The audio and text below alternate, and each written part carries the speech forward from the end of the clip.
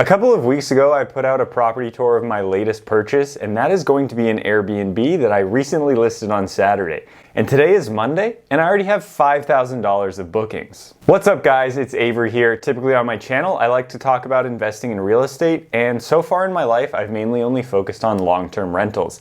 And this property that I recently listed on Airbnb is my first ever short-term rental. And in this video, I'm going to go over the entire listing process, everything I did from photos, the other type of apps and other type of softwares that I used in order to actually get it out there so people can book my property.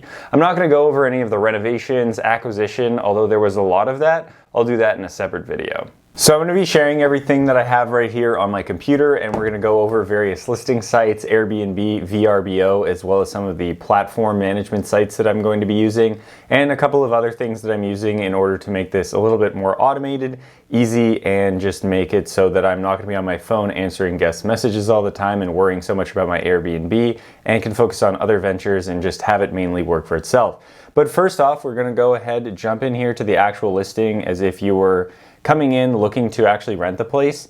It's very beautiful. I absolutely love it. I've stayed there a number of times, so I'm just going to share some of the photos because Mia, who really helped a lot of this in the design, all of those aspects, decorating, photos. We actually took our own photos. I have a lot of camera equipment, which is how I'm being filmed right now, and also have some Adobe Lightroom and Photoshop presets to really just help this whole process. It would have only been $150 for photos, but because we really wanted to have it staged in various ways and make it look really cool and an inviting experience, it took more than probably what the 1 hour or 2 hour that it would be if someone came by. So we could do all of these things, but let's just pop through it. So here's the living room. This couch, if you had watched the property tour, took ages to get to the property. It was supposed to be a 1 to 5 week turnaround that I ordered on April 11th. Didn't get it till June 25th, so it took a long time. Very nice couch though, and adds 2 extra people that can sleep in the property because it's a pull-out couch. And then here's the entrance. Sometimes we're adding in some vertical photos if people are looking on their phone. Just adds a little bit of a different element. This is the other view of the living room. Again, really nice, really well decorated. Big fan of the bookshelves, 65-inch Roku TV, cool chandelier, just some good accent pieces on everything. Again, pretty similar photo. Now you can see the kitchen and the whole layout of the place. There's that pull-out couch. Here's the kitchen. This one had some pretty decent updates. We did the floor, painted everything. Cabinets, the countertop, all of that was the exact same, but new appliances, backsplash, sink, and faucet were all updated. Another view of it, you can see there's a lot of natural light. None of these lights are actually on. So overall, it's a really nice property. King bed over here, 3-bed, 2-bath place. There's a dedicated workspace, which people are big fans of. Just adding in little things like this so people can see themselves sitting here with an open book. You can see the little suitcases, also just some added stuff like a bucket hat, and just some other things to make it feel a little bit more homey. Some same things here on top of the dresser. Right here, I love these little ducks. They make the place look pretty cool, and I think they're nice little photos. The other bedroom, honestly, all staged super well. It makes people feel like it's more inviting, and they're more likely to look at it, book it. So I think that's why the bookings have been pretty good so far. Here's the other bathroom, the guest bathroom, very nice one. And here's the master bathroom. Very amazing master bathroom. I love it. This is the nicest house I've ever been in, slept in, stayed in, whatever you want to call it. So just a very beautiful place to live, place to stay. And then this is also a really awesome part of it is the backyard with this furniture. You can see here we went really hard on making it look super cool. So have it set up with the furniture. You can see people sitting out there, and also added a charcuterie board, staged it with some wine, drank and ate all of that stuff after, so that was nice. I don't know if it still counts as a business expense then because I did it for the property, but I ate it after. Have to ask my CPA that. And also pretty cool, we have these fairy lights, and then you can see these vines here. Those are actually grapes, which we zoom in on the next photo, which is kind of a cool feature.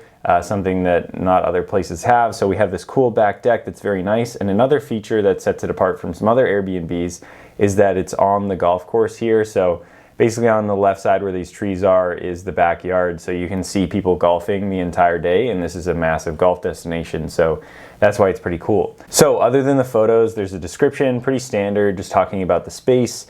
Making it seem like it's an inviting place to stay. I also liked what I saw in a number of places that you added the bed types. I also wanted to add what the actual mattresses are because they're pretty nice mattresses, and it's also a West Elm couch. So West Elm is kind of a higher standard, and the property looks like it's a high end. So I wanted to put that in the listing so people know that it's really quality stuff. And just some other things to note. And on Airbnb in these properties, you have to say where any cameras are. So I have a Ring doorbell, as well as I have a camera looking out over to the garage. So those are the two cameras. Definitely don't want cameras inside, or I definitely don't want them in the backyard, because people are going to be wanting to hang out there, and I just find it weird if you're going to be doing that, even if it maybe is protection. I think those two spaces will cover it just enough. And standard amenities over here. And just to show you that I'm not lying, so I listed it on June 25th. But the annoying thing about Airbnb and vrbo is that actually, even though you list it on a certain day, it can take 24 to 72 hours before it even comes live. So it didn't technically come live until about noon on Sunday. And then within 3 hours, I had the two bookings. Haven't had one today yet, but the first one was for this upcoming Thursday for 13 nights. And then the next one was at the end of July and early August for 7 nights. So that was pretty cool to get right away, and they were fairly decently expensive bookings. So yeah, that's the entire listing over here, and now we're going to go ahead and take a look at the back end and also getting your listing together. So here's the actual back end of what it looks like when you're trying to go set up an Airbnb. And I have to say, Airbnb, vrbo, and I haven't used booking.com yet. Even these platform or property management systems like Guesty, they're all extremely clunky, and I think they have horrible user interfaces. I don't really know how these are tech companies. I find them very difficult to use when you want to do something that seems intuitive. It ends up being very counterintuitive. So when I was actually putting together the listing, there was very minimal amounts of things that I could do.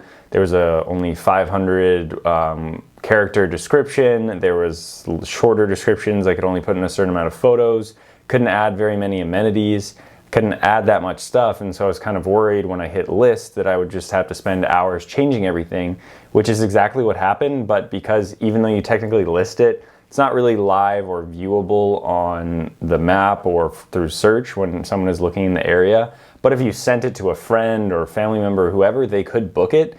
They just, like, the general public can't see it yet. So as far as the actual listing goes, it's pretty standard. I just have some easy, fun verbiage to make it sound like a nice place to be. There's a lot of amenities. Going to skip these two tabs actually because it shows over the address. And then I went in and talked about the bedrooms, and there's all this stuff. It's pretty easy to fill out in that regard, but I just found in terms of actually changing stuff once you've gotten to a certain spot, it can be kind of difficult. Like, for example, actually on vrbo, the second person that booked for me, she called and left a voicemail, but there was a specific spot on vrbo where it showed don't display any of your information, phone number, email, any of that stuff, and I had that checked off, but somehow my stuff was still present and showing because they were able to call me. I even called vrbo this morning, and they had said that, oh yeah, it says you've clicked that off, and I said, yeah, I know, that's exactly why I'm calling. And then someone was able to do something else and fix it, and hopefully it's no longer an issue. But these are pretty standard. As far as pricing and all of that stuff, I based it off of using a website called Price Labs, which is pretty cool. You can connect all of your listings and it'll just update based on seasonality, if there's an event in the area, if it's a vacation type weekend like a holiday, or for example, the second person that booked with me, they're staying there because their kid is playing in the US Kids Open, so it was a more expensive weekend. So that's pretty cool how it can just do all that fluctuation for you and you don't have to set it yourself. So I would recommend using Price Labs. That was a pretty solid one, and it's fairly easy to connect back and forth. But also with these management systems and extra softwares, you can't set them up until your property is live. So I wanted to try to set it up before, but you can't. So it's a little bit stressful once you actually hit live because you have to basically do a few hours of work for it to get going. And same with the other management system that I was using. In terms of refund and cancellation policy, you can't actually set your own specific one. You just choose one of Airbnb's. And I chose this one where you can get full refund within 30, if it's 30 days or greater before your check-in, and then 50% and then no refund. I thought that was fine. There is an option that you can choose where they can get 100% refund up to the day before, but I'm not a huge fan of that. In terms of check-in and check-out time, spoke to the cleaner, saw what she was comfortable with. and all the other stuff is pretty self-explanatory probably for your house. And I'm actually not going to go through the VRBO listing because it's the exact same. The interesting thing to note for me here is that so far my 2 bookings have only been through VRBO. Neither of them have been through Airbnb, which I find kind of interesting. And then when I go through the analytics of VRBO, it shows that I have 2 property views. So only 2 people have actually gone on and seen the property, and both of them have booked. So pretty high booking percentage, which I think is good.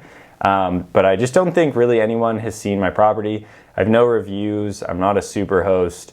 But I did think that they put newer properties to the top. So we'll see what happens. So I think though when people click on it, they're going to be interested. At least that's what I'm hoping. So in terms of actual management, I am using Guesty for hosts. There's a lot of other ones out there. I think there's something called Hospitable that people like. I had originally seen that this was like $12 to $20 a month in order to use Guesty.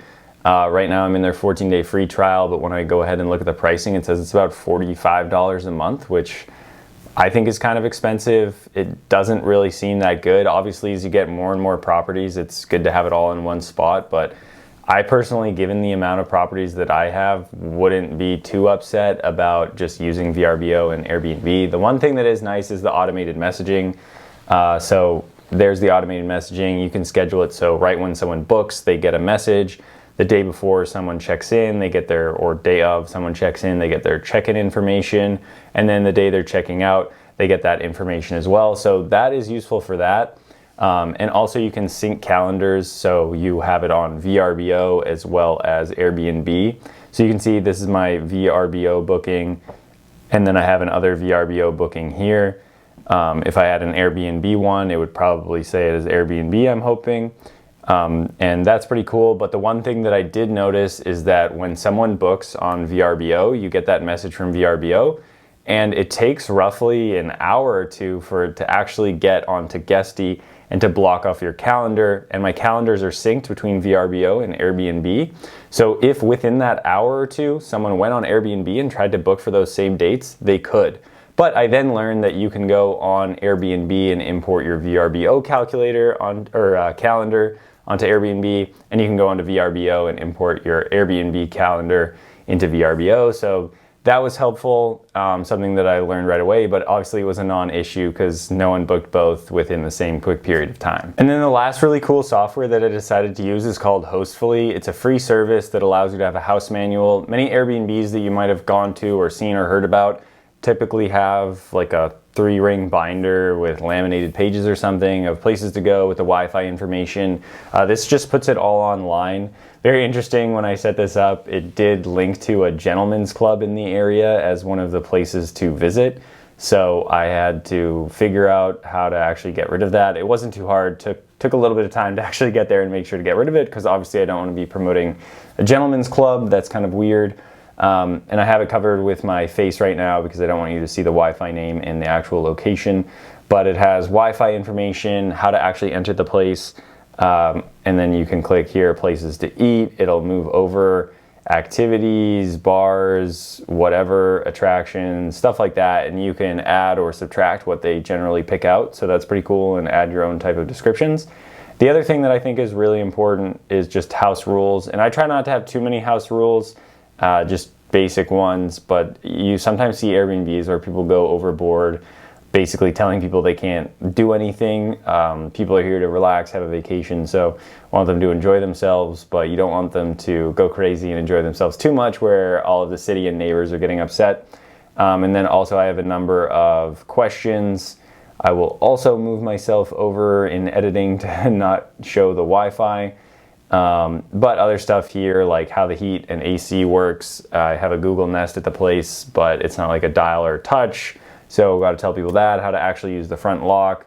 And then just more information about linens, towels, outdoor furniture, laundry, some stuff. These aren't necessarily rules, just like if you were to live in a house, there's always those few little things that you know that other people might not know that are just good for you to put on here and they can refer to. People like having a lot of information, I find, so far at least, when they're going into this type of vacation stay. They just want to know as much as possible. So it just has everything fairly simply laid out for them, so that just makes it easy. So as far as actually creating your Airbnb, short-term rental, VRBO, booking.com, whatever you want to call it, listing, it is not particularly difficult. I think it's really important to make sure that you have really nice cover photos and the place looks extremely inviting, and doing some of those things that I showed at the beginning where staged it a little bit, made it look fun, inviting, having that charcuterie board, all that stuff definitely makes people see themselves in the space a lot more, which I think is very important because you're selling that experience, not just necessarily furnished rentals, but also people want to see what they could be doing while they're there. So I think that's highly important. The other thing that I want you to take away from this is that I did this without anybody telling me how to do it, and I was definitely feeling uncomfortable and nervous while I was out there. The first 2 people that booked me, I had none of the automated messages set up. So I had to manually go in and say what my automated messages were and send it over to them. So there was a little bit of discomfort there. And also while you're going through the initial setting up your listing, there's a lot of stuff that I knew was missing. Like I couldn't add that there was a hairdryer, shampoo, conditioner, and it was just kind of frustrating to know that I couldn't add that stuff. But then once I actually listed it, and you're kind of nervous about actually hitting that listing button, then by the time that I actually had it listed, then I could go in and edit those things, which again is kind of a clunky experience in my opinion, if from a user interface standpoint, and not how I think it should be, but whatever. I don't own Airbnb or VRBO, so I can't choose any of that stuff. But all in all, it's not that terrible or difficult, and now that I've done it once, I would know how to do it again. But again, everything is scary and unknown and uncertain the very first time you do it. So if you guys like that video, don't forget to hit that like button and subscribe so you get more Airbnb and real estate investing content. This is my first Airbnb, and so I'm sharing everything that I can along the way so that you could feel comfortable at putting your first short-term rental out there. Short-term rentals are definitely a lot more effort than a long-term rental getting it set up, but I think they can be way more lucrative. I'm looking somewhere between $3,000 to $4,000 in cash flow in year 1, and I think it's going to go way up beyond that in year 2 plus, just because things keep going up, but your expenses stay fairly similar, barring some other expenses with inflation and paying workers and all of that kind of stuff. And if you guys like this video, don't forget to check me out on TikTok as well as Instagram, where I make videos except in short form. So thanks again for watching, and more wealth is coming your way.